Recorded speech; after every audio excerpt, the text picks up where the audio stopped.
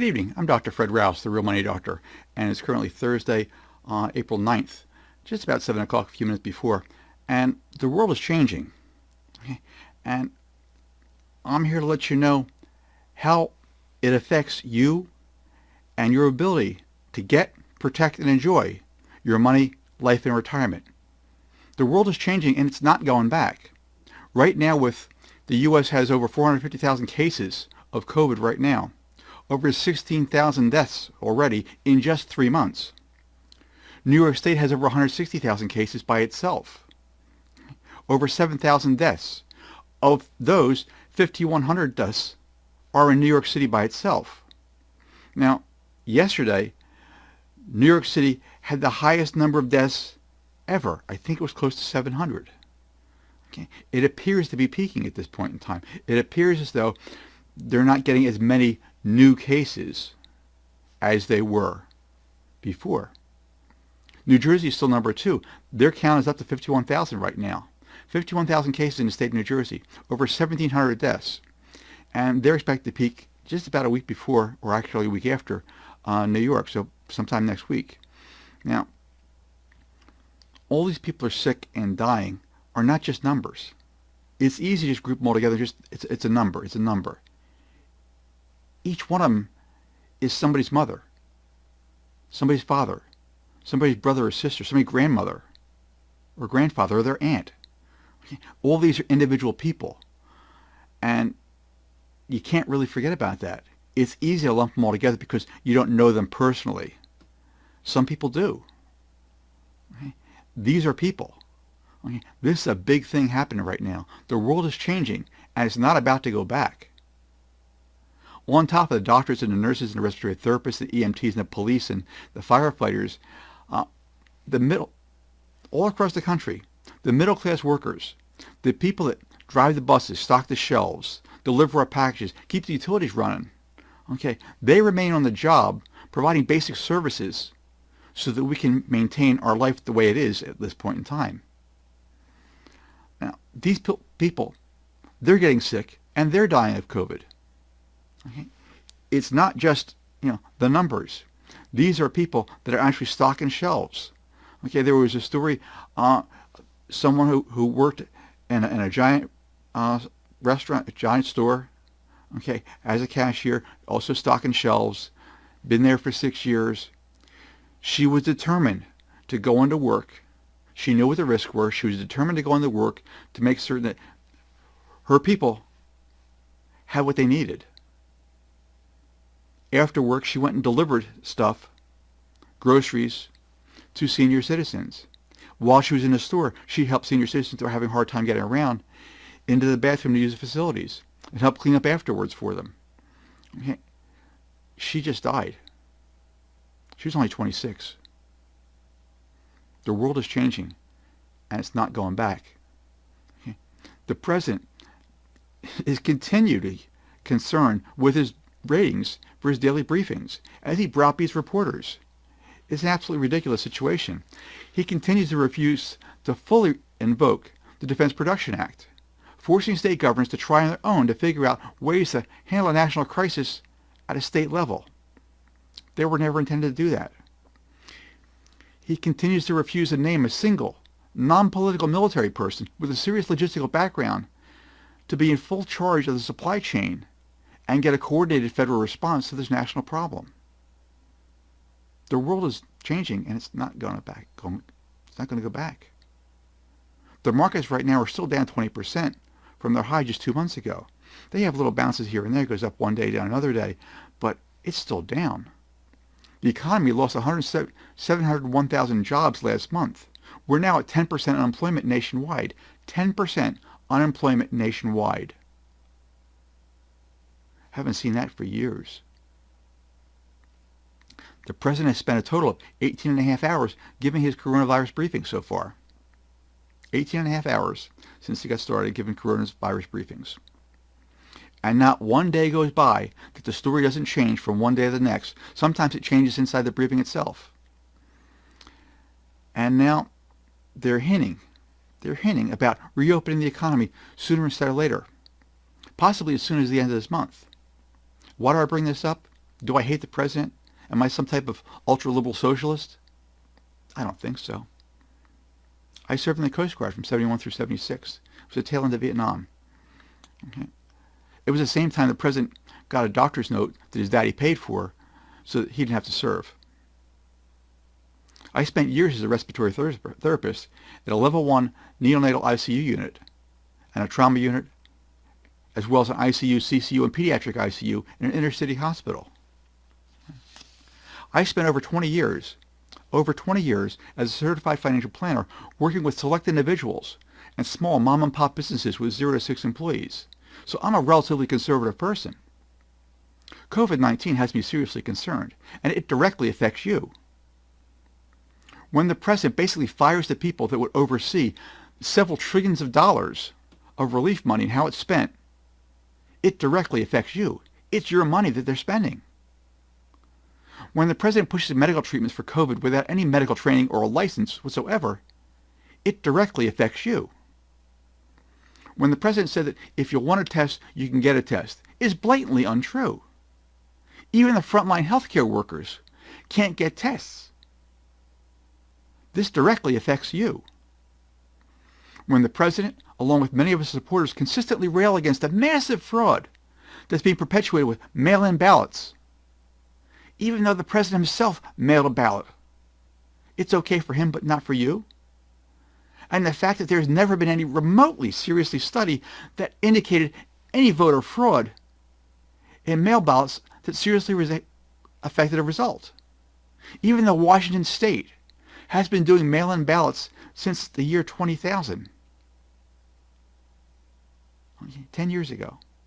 They've had over 100 million ballots, mail-in ballots cast, with only 12 cases of fraud in that entire time. That lie directly affects you.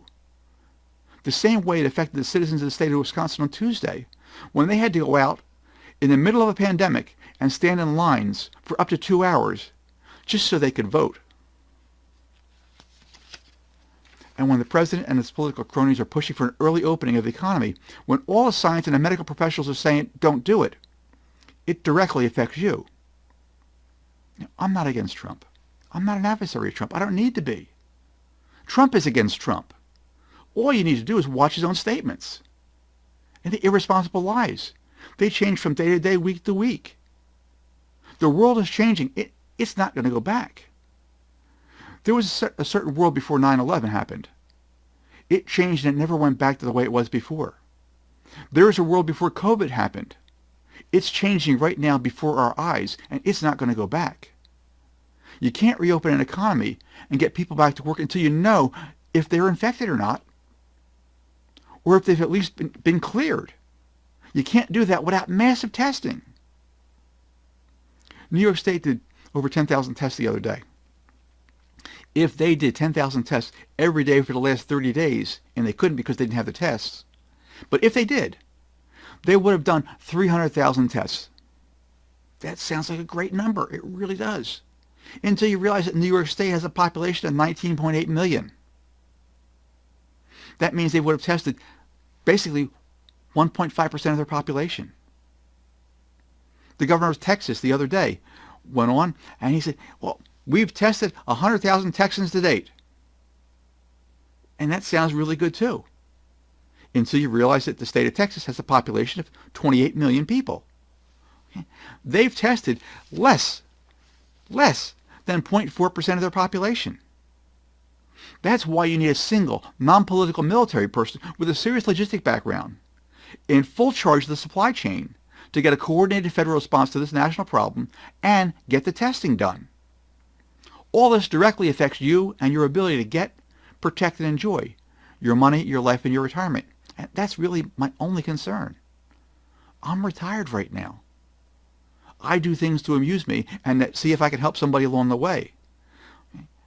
I got a lot of years behind me. I'm gray right now. I'm trying to help out as I can. Some people are constantly lying to you. It affects you. Their lies affect you. How you think and how you act. You need to know what's going on because it has a direct effect on you. For now, you need to put some daily routines back in your life.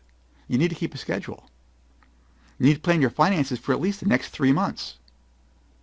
You need to rethink your plan A. It's been upended at this point in time. You need to supplement that with a plan B, something that puts you back in charge.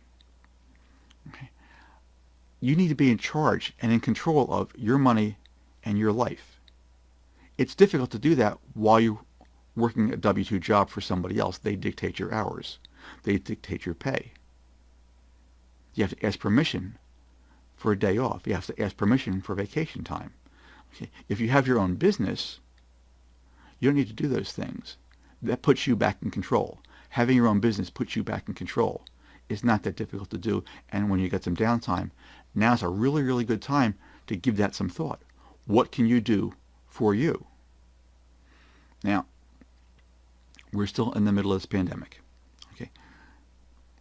If you go out, okay, don't go out at all. Okay. If you go out, you need a mask. The virus doesn't move by itself. People move the virus. If people don't move, the virus stops moving. Stay at home. This is the one thing that has helped slow this entire process down a lot. People are staying at home. It's uncomfortable. It threw your schedule all to hell. It's not what you wanted to do by a lot. And some people are really having a hard time financially.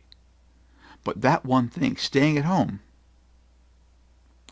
has done a dramatic thing with the numbers. They're slowly starting to come down. If you change things and open up too quickly, it's going to bounce right back. The market's going to go all to hell very, very quickly because they thought they were going to be happy and then they got crashed again. Okay, they're going to go to hell and it's going to take a long time to come back. So for now, try and stay at home as much as possible. If you go out, wear a mask. Don't have family gatherings. Okay, I'm a South Philadelphia Italian. My wife, Dr. Terry, she's a North Jersey Italian, but we're having a virtual Seder tonight with some friends. Okay, just something to do.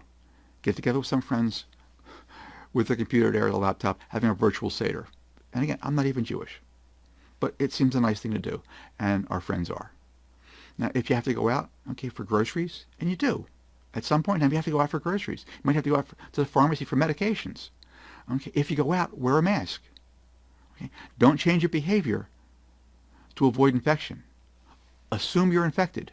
Just assume you're infected and change your behavior to avoid transmission. It's the responsible thing to do, not only for yourself, but your family and the rest of the nation. Okay? Now, I've got links that I'm going to provide on my YouTube channel. I'll post this video tomorrow to how to COVID-proof your house. Okay? You need a plan now to give you some certainty, something to put you back in control of your life as much as is humanly possible. You can't control things. Okay, but some things you can control. You can control how you react to things. Okay? Now they've got stimulus payments supposedly on the way. Okay, big deal about 2 weeks ago, week and a half, 2 weeks ago. Okay, I don't personally know anyone who's received their stimulus check yet. Almost everyone is supposed to get one. If you filed a tax return last year or the year before, and for 2019 or in 2018, the IRS has your information, direct deposit information. They're supposed to be direct depositing checks to you. I don't know anyone who's got one yet. They've had this big Paycheck Protection Act, okay, that is part of that multi-trillion-dollar bailout. Okay. Big fanfare about that. All come out, all these banks are going to do all these things. The banks have been shut down with this stuff. Way too many applications. Again, I don't know of anybody who actually got money out of that program yet. The process in order to try and get through an application is horrendous at this point in time. I don't see that changing, but it doesn't mean that businesses shouldn't apply. The scams are still going on. Okay. Be very careful. The IRS and the state are not going to call you and asking for information to verify your bank account. They're not going to email you asking you to verify your information with an email. They simply do not do that. It's a scam. Don't do that. Protect yourself. Again, these things directly affect you. The world is changing, and it's not going to go back the way it was. It's just not happening. Too many things have already happened. Too many things continue to happen. Now, right now, we're in the middle of a national crisis. Okay, but the people of the United States pull together. They always do. And the people who pull together most are the working class people. The ones that are taken for granted in those semi-menial jobs that nobody's really that interested in doing. Some of them are higher skilled labor jobs. Some of them are middle management jobs. All middle class jobs though. And it's been happening for years, since the days of the Boston Tea Party and when Washington crossed the Delaware. The middle class people have come together and did what they needed to do to move this country along in a national way.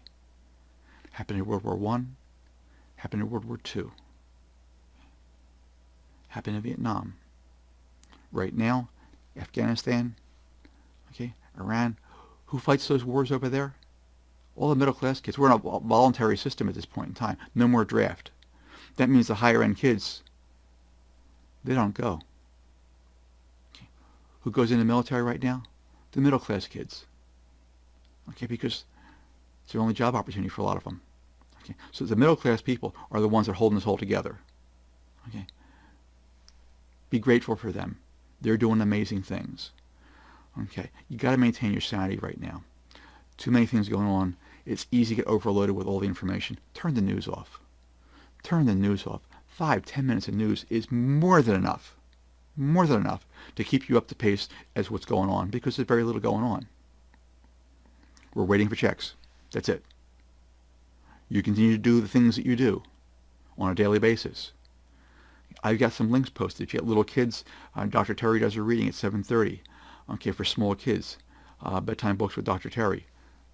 Great. She's having a good time with that. She was over in South Africa a couple of years ago, and they're broadcasting this to the schools that she went to there. Wherever she goes to the schools. And there's some kids there that know her, and she knows them. She knows the instructors there. Okay, they broadcast her bedtime reading to her kids over there, and they just send her a little video because they really appreciate it. I'll see if I can't find that and post that later on this channel, hopefully. Maybe I can find a link and get it to you on a YouTube channel also, on the link page. But they appreciate those things. Now, I post new and interesting links every day. Go there. Again, like the video, share the video. Okay, there's a link there. It goes to a page on my website. On that page, I've got tons of links that are interesting and entertaining. And right at the top of the page, there's a present. There's a new present every day. It's a mystery link. You don't know what it's going to be until you get there and you click it. Okay, but most people seem to like it. So go do that. Like and share this video that you're watching right now. If you're watching this on YouTube tomorrow, like and share the video, and go to the link. See what your present is. Again, a new present every day. Right now, I'm Dr. Fred Rouse, the Real Money Doctor. I'm here to help you get, protect, and enjoy your money, your life, and your retirement. Hopefully, we're having a good time together. I'll be here for you. I'll be here tomorrow at 7, and I appreciate you being here tonight with me. Thank you.